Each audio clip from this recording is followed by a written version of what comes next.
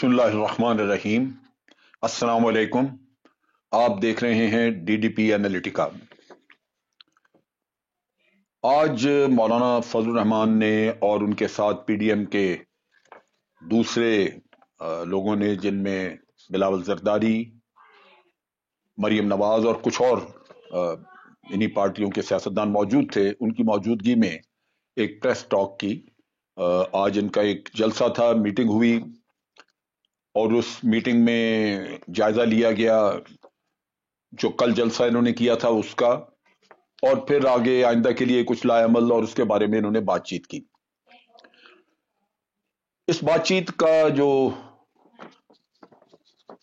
नक्शा खींचा गया वो तो इन लोगों ने अपनी तरफ से बहुत बढ़ा चढ़ा के बात की, लेकिन चेहरे ये बताते थे, जो लटके हुए चेहरे थे वो ये बताते थे कि अंदर कहीं मायूसी मौजूद है। मायूसी कल के जलसे की वजह से भी, कि जो कहा गया था, जितनी मेहनत की गई, जितना पैसा बांटा गया और जैसे कहा गया कि जनाब या आर या पार, तो वो तो ना आर था ना पार था, वो जलसा तो आपने देख लिया।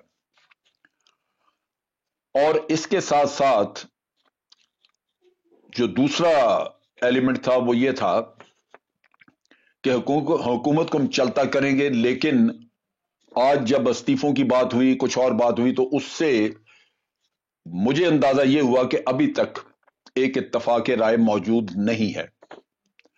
और यही इत्तेहाद की कमजोरी होती है कि जब उसमें आप इत्तफाक राय कायम करने इसमें नाकाम हो जाएं तो वो इत्तेहाद फिर बहुत दूर तक नहीं जाता, क्योंकि वो अंदाजा होता है कि या तो सोच में फर्क है, या जो इत्तेहादी पार्टियां हैं उनको अपने अपने मफादात अजीज हैं और वो उन मफादात की वजह से थोड़ा अलग डायरेक्शन में देख रहे हैं। अब बात यह कि जलसे के बारे में नेचुरली अगर आप हुकूमत से बात करें, हुकूमत के वज़रा की प्रेस कॉन्फ्रेंस सुने, तो वो यूं लगेगा कि जैसे जलसा नहीं था, 4-6 मक्खियां बैठी हुई थी।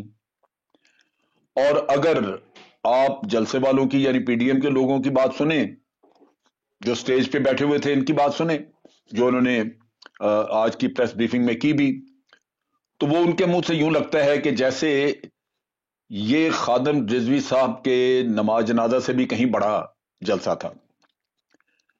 यानी यूं लगता था कि जैसे इससे बड़ा तारीख में पहले कोई जलसा हुआ नहीं। और मौलाना ने कहा कि कल एक फकीदुल मिसाल जलसा हुआ जिसको तारीख याद रखेगी। तारीख तो कल से लेके आज दिन तक 24 घंटे में ही उसको भूल गई थी, लेकिन ये मौलाना ने आके याद करवाया। अब बात यह है कि जलसा मिसाल के तौर पे बहुत बड़ा जलसा हो भी जाता। 11 जमातें हैं, कल अगर इलेक्शन हो जाए तो ये एक दूसरे के मद्दे मुकाबिल होंगी। कोई एक पार्टी हुकूमत बना ले तो 10 फिर ऑपोजिशन में खड़ी होंगी ये जमातें, फिर एक दूसरे को चोर चोर कह रही होंगी, गद्दार कह रही होंगी। मोदी का जो यार है गद्दार है गद्दार है, और वो आसिफ जरदारी को कह रहे होंगे कि चोर है चोर है। तो ये तो इत्तेहाद के अंदर की शक्ल है, क्योंकि कोई चीज मुश्तरक तो है नहीं। लेकिन बारसूरत आज एक मकसद जरूर है कि बहुत सारी करप्शन के केसेस हैं, हुकूमत की अपनी भी परफॉर्मेंस उतनी अच्छी नहीं है, कमजोर है, लिहाजा आपको एक मौका मिल गया कि आज अपने करप्शन के केसेस को बचाने के लिए आप हुकूमत का तख्ता उल्टें, लिहाजा वो जलसे। लेकिन जलसे कभी हुकूमतें बदलने में मदद नहीं करते। जलसे के लिए अगर आप 20 शहरों से लोग लेके आए हैं, कराची से लोग चल के आए, पता नहीं कहां कहां से बसों में बिठा के, और पंजाब के तो तकरीबन सारे शहरों से थे, तो वो नेचुरली जहां जहां से आए वो अपनी कॉन्स्टिट्यूएंसी में वापस चले जाते हैं। तो उससे ये कतन अंदाजा नहीं हो सकता कि आपने अपनी वाकई एक सियासी कुव्वत का मुजाहरा किया है। दूसरी बात यह है कि ये सेंट्रल पंजाब लाहौर खासतौर पे नून लीग का बहुत बड़ा गढ़ है, और नून लीग को यहां से हमेशा सपोर्ट मिलती रही है।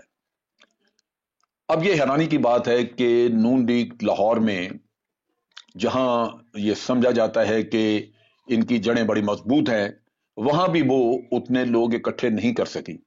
तो उस लिहाज से ये जरूर एक बात समझ में आती है कि या तो कोरोना की वजह से लोग नहीं आए, या फिर वो नून लीग के बयानी के साथ इतनी ज्यादा तादाद में लोग नहीं खड़े जितना कि ये दावा करते हैं। अब बात यह, इस जलसे में इन्होंने कहा कि हम लॉन्ग मार्च की तैयारी कर रहे हैं। हुकूमत को एक इन्होंने वार्निंग दे दी, चैलेंज दे दिया। वार्निंग ये कि जनाब, हुकूमत इस महीने की आखिरी तारीख तक इस्तीफा दे दे, इमरान खान साहब इस्तीफा दे दे और घर चले जाएं। और फिर यह कि अगले महीने जनवरी या फरवरी में हम लॉन्ग मार्च करेंगे, और लॉन्ग मार्च की तैयारियां जो हैं वो हर पार्टी के लीडर अपने अपने इलाकों में, अपनी अपनी जगहों पे वो खुद उसको सुपरवाइज करेंगे, देखेंगे। अब बात यह है कि ये सारी बात अगर आपने फिर डिसेंट्रलाइज कर दी, वही लोगों पे छोड़ दी जो कि अपने अपनी पार्टियों को देख रहे हैं, तो फिर वही वो आपका जो एक इत्तेहाद है बना हुआ, वो फिर पारा पारा हुआ, क्योंकि लोग अपने तौर पे फिर वहां फैसले करेंगे। इसी तरह इस्तीफों का कहा कि जनाब वो भी 31 तारीख तक जमा करवा दिए जाएं, लेकिन अपने भी पार्टी के लीडर्स को, वो भी बेकार है। पार्टियों की मर्जी आगे जाके दें ना दें। हमने पहले भी देखा है कि ये तमाशा होता रहा, लेकिन इस्तीफे जो हैं वो कभी भी आगे नहीं गए। तो इन हालात में ये जो बातें थी, उससे कोई ऐसा तासर नहीं मिलता कि ये कोई बहुत बड़ा तूफान आ रहा है। अगर ये बहुत बड़ा तूफान नहीं आ रहा और कोई ऐसी सूरत हाल नहीं है कि बड़ी चैलेंजिंग हो, तो इमरान खान इस्तीफा क्यों देगा भाई?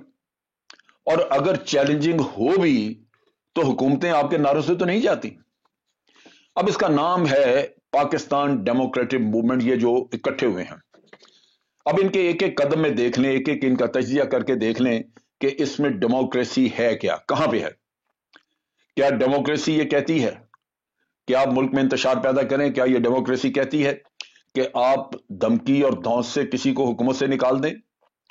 बिल्कुल, अगर परफॉर्मेंस उसकी नहीं अच्छी तो आवाम उसको निकालेंगे, लेकिन समझने की बात है कि आपने जवाब दिया था कि ये इलेक्शन धांधली के हैं, तो वो तो दुनिया नहीं मानी।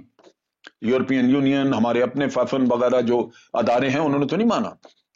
तो आपको भी अपने गिरबान में झांकना चाहिए। अब वहां पे एक अखबार नवीस ने सवाल किया कि मौलाना, आप खुद बड़ी कहानियां करप्शन की, जरदारी साहब की, नवाज शरीफ साहब की कहते थे, और आपने कहा कि नवाज शरीफ साहब ही हैं जिन्होंने मुल्क को लूटा, तो हमें किस बात का ताना देते हैं? तो आज आप इनके साथ खड़े कैसे हैं? तो मौलाना हस्बे साबिक सवाल को टाल गए और कहा नहीं नहीं, ये तो सोशल मीडिया के सवाल आते हैं, वहां उठते हैं। अगर अंदर से ऐसी मुनाफकत हो, इस तरह के आपके सोच हो, और सिर्फ इसलिए कि आप इलेक्ट नहीं हो सके लिहाजा पूरा मुल्क भुगते और पूरा मुल्क जो है वो इस निजाम को दरम बरम करे, ये कोई अक्लमंदी की बात नहीं है, और ना ही ये कोई जमहूरी तरीका है। जमहूरी तरीका यही था कि आप पार्लियामेंट में जाते, अगर आपके पास अक्सरियत है, उठा के गवर्नमेंट को बाहर मारें, बिल्कुल अपनी गवर्नमेंट बना ले। वो चीज तो काबिल कबूल हो सकती है, लेकिन ये तरीका काबिल कबूल नहीं, और इसमें बिल्कुल वाजह है कि ये ना खत्म होने वाला तरीका है। अगर आज किसी वजह से गवर्नमेंट को निकाल भी दिया जाए, तो वो गवर्नमेंट बाहर जाके जब अपोजिशन में बैठ जाएगी तो वो चैन से नहीं बैठने देगी किसी को।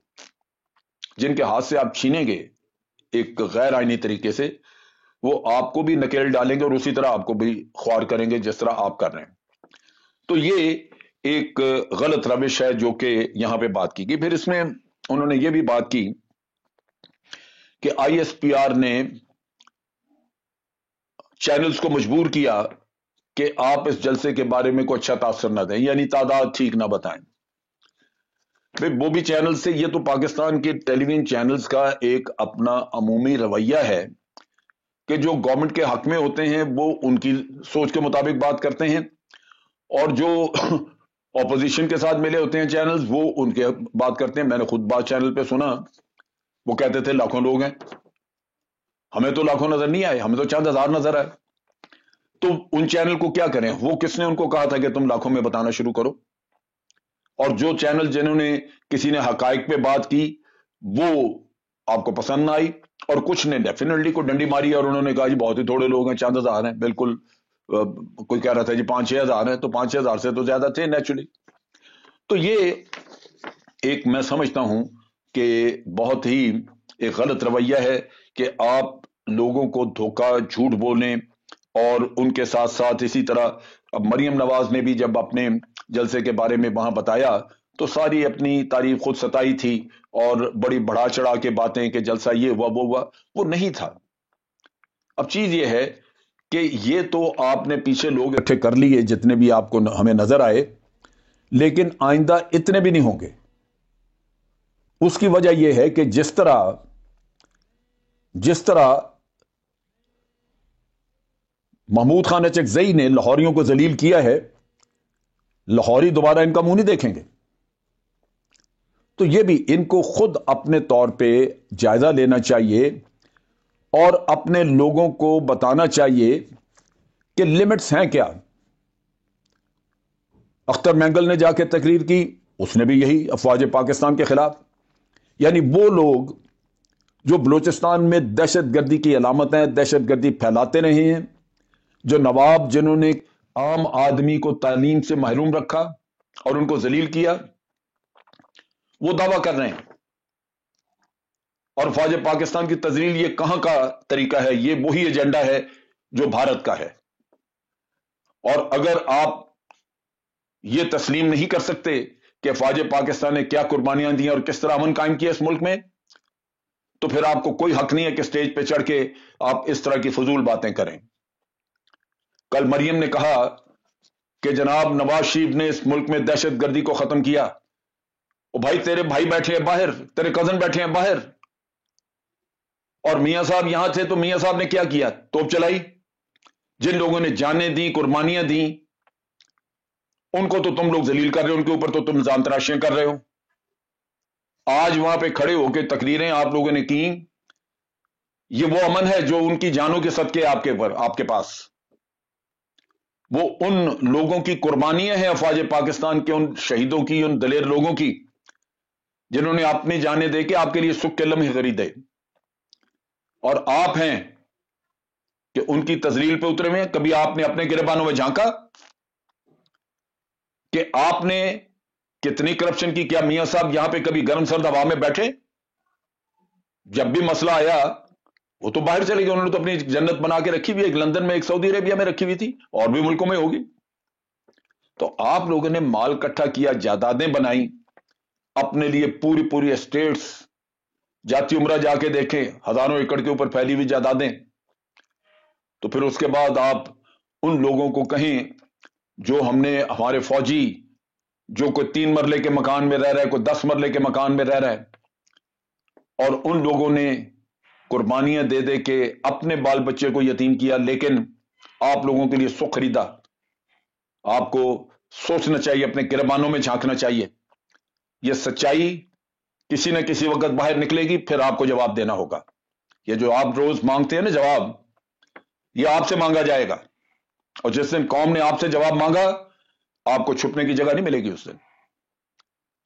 میری گزارش یہ ہے کہ اپنے قبلے درست کریں، اپنے اعمال درست کریں، اپنے عوام کے بارے میں سوچیں، اپنے خاندانوں اور اپنے بال بچے کی سوچ کو پیچھے رکھیں. یہاں سے جا کے وہاں پہ اپنے خاندان کے لوگوں کے نعرے فلانا زندہ باد اور فلانا زندہ باد، یہ عوام کو اچھے نہیں لگتے. آپ نے کر کے کیا دیا ہے؟ تو اس لیے یہ جلسہ اور یہ جو آج کی پریس کانفرنس تھی، اس نے کوئی اچھا تاثر نہیں دیا. آپ نے پھر وہی حرکتیں کی جو آپ ہر تقریر میں اور ہر موقع پہ کرتے ہیں. آج کے لیے اتنا ہی. افواج پاکستان زندہ باد، پاکستان پائندہ باد.